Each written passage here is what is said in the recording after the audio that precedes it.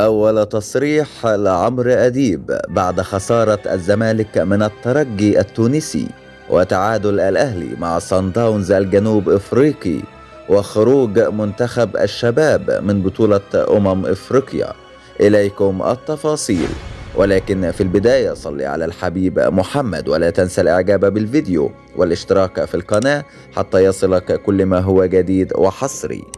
الإعلامي عمرو أديب ينهار بسبب ما حدث للكرة المصرية اليوم في تصريحات ساخنة جدا أثناء متابعته لمباراة الأهلي وصن داونز الجنوب إفريقي.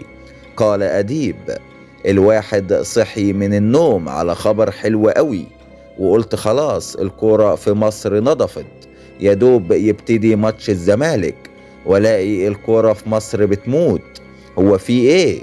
الزمالك بيتغلب من الترجي ومش عارف يعمل هجمة توحد ربنا، وفي الآخر يخسر ويروح بدري بدري من البطولة. قلت خلاص بقى، خلينا مع الأهلي، هو الوحيد اللي هيفرحنا النهاردة أمام صن داونز. ألاقي الأهلي هو كمان بايظ، الأهلي كمان يا جماعة بايظ. لا بقى، كده في حاجة غلط. الأهلي ما بيبص، الأهلي والزمالك ومنتخب الشباب بيتهزقوا. احنا رايحين فين يا أستاذ جمال علام؟ اصحى، لا بالله عليكم فوقوا بقى. أفريقيا دي كانت بتنام من المغرب مننا زمان. أنا مش مصدق اللي بيحصل ده، دي فضيحة لينا كلنا.